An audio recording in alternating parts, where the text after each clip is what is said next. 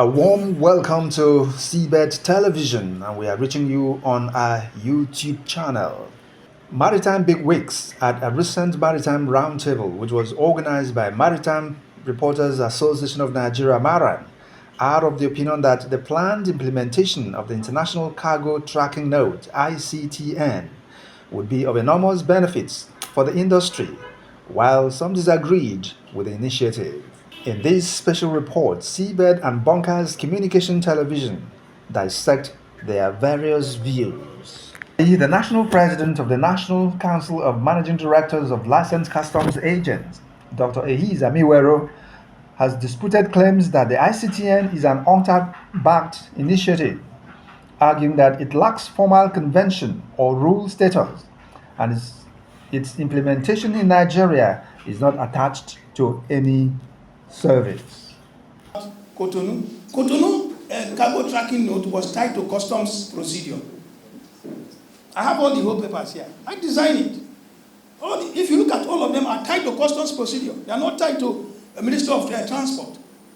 And when you are talking about cargo tracking note, you are talking about tracking the cargo. There are two types of cargo tracking note. One is individual. I can bring my consignment. I say, track it from so and so country to that country. I pay for it, you track it. If agents, well, they have devices these days to track your cargo from any port to port. So you don't need any government institution to track cargo. If you are tracking cargo, it is not in line with the safe framework. The safe framework, which is a convention, which actually brought in the custom to customs pillars, is the framework that brought advanced cargo information. And all those principles are actually encompassed and enshrined in the present Custom Act. So, under what law is Shippers Council operating the cargo tracking node, or MP? I stopped it because of the law, and the service tied it. We are not quarreling. Our country is the worst country in the whole world in terms of cost. NPA have introduced costs that have no law. Exports on MPA is not in the cargo industry. These men have been there. They're supposed to have fought all these things. I saw them coming in and say they are shippers. They are associations. I expect them leaving the port. We have got a port where MPA is now dictating the cargo. What they are bringing charges. The charges they are bringing now, you have export processing terminal fees. Who gave them the right to do that? Under what law? ETO, under what law? These are things we are talking about. The president of Maritime Reporters Association of Nigeria, Maran, Mr. Godfrey Bivere, believes that ICTN has the potential to monitor daily crude oil exports. Controversy surrounding the ICTN is not without merit. Importers and clearing agents have raised concerns about the duplication of charges. They have pointed out that their cargoes had already been tracked by the Nigeria Customs Service from origin to destination, and therefore adding a second layer of tracking via the ICTN creates unnecessary costs. These complaints are valid and need to be addressed if we are to move forward with this initiative. In his contribution, the chairman of the Wide Scope International Logistics, Dr. Shego Musa, argued that ICTN is fraudulent as it is a combination of pre-shipment clearance and destination clearance.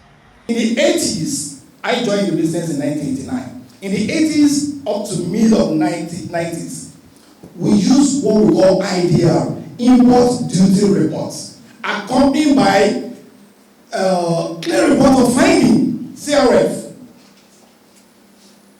The import duty report represents customs details, while the clear report of finding is a risk assessment. So if there's any consumer, if there's anything, it complements the IDR. At a stage, we engage government and say, look, the world is advancing. Let's see how we can compress this documentation. That was when compressing documentation started. And we changed it to clear report of inspection, which integrate CRF into IDR. And the essence of that is because of this risk. As we are advancing, custom proves to us that they are advancing in their ICT.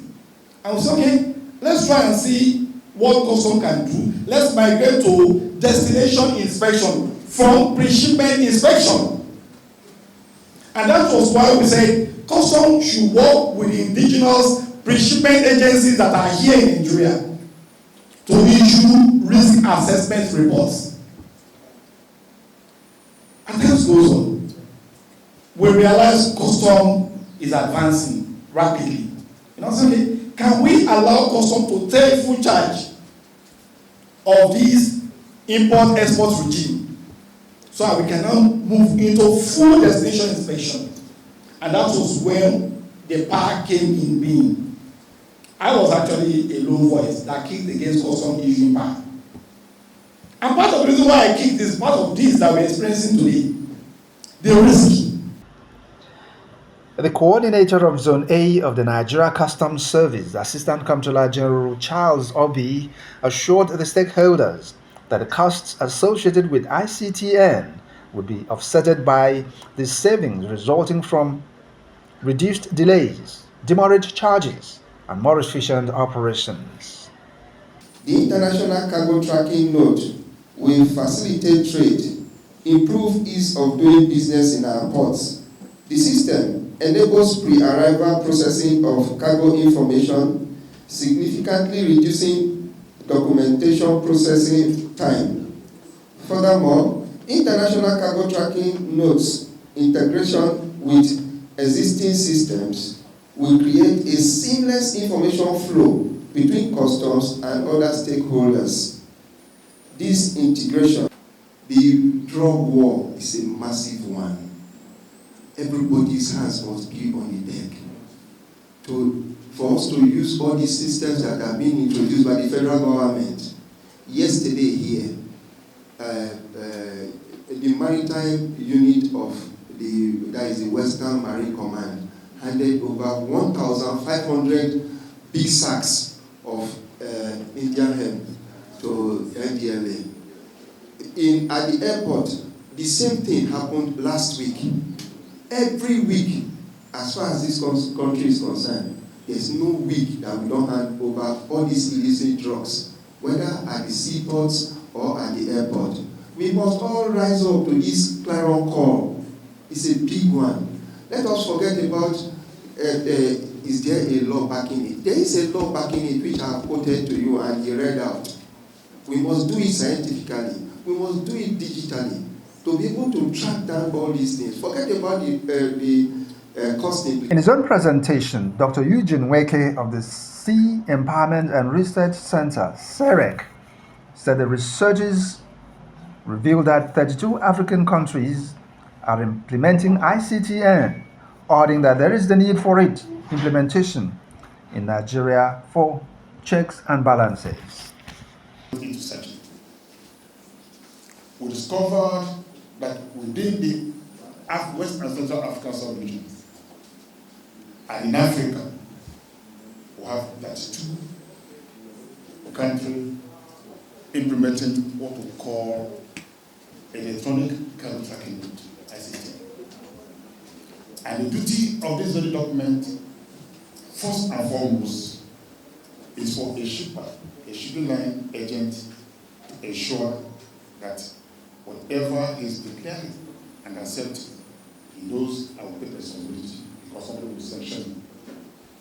Then to the importer or the trading public, you are going to make an undertaking which will certify that this is what information I'm supplying into social container. This level injected compliance among the traders over there. So for us, we said, since federal government, I don't know. We have come this far in Nigeria for us to receive our goods in our bedrooms or wherever we want them without hassles. We have too many existing agencies in our domain. Nigerian Shippers Council have been a very good channel where we discuss some of these issues, and we will continue to do that as part of collaboration that you have said. So, ICTN is a document that has been tried and failed, not once, not twice, but thrice, and now we want to do the final try. If they had a proper foundation, they will succeed. Position is, we want this ICTN, but at no cost to an average importer who is an ordinary businessman in Nigeria. Thank you very much. The Director, Consumer Affairs, the Nigeria Shippers Council, Mr. Celestin Akojobi, said the Africa Shippers Council were advised by the United Nations Conference on Trade and Development, UNCTAD, to monitor cargo movement. Something that started years ago, and it started immediately after the dissolution of the conferences.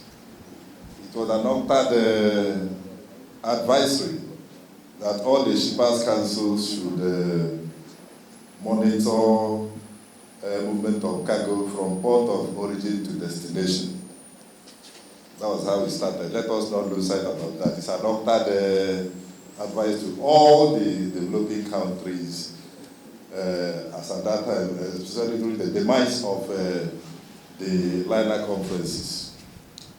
And in that regard too, following that request or guidance by UNCTAD, the Union of African Shippers Councils came back, sat down, met, and discussed on how to implement that, how to adopt it. They adopted it, and then how to implement it. And I can tell you that even our sister country here, Benin, started its implementation as early as 2006.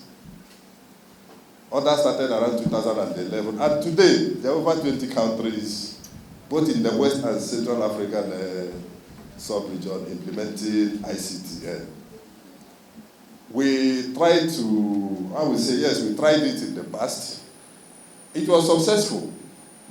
I can attest to that. And the good thing about it, let's say me being here today, is that during that time, I happened to be the desk officer, the officer in charge of CTN. I was an assistant director then. And the whole thing, the exercise was very highly successful. Yes, it was suspended, but I don't think that the issues or those things are led. Although the outcome of the roundtable was inconclusive, some stakeholders were in support of the implementation plan by the government, while others were of the opinion that the scheme should be handled differently. Thanks for listening to Seabed Television.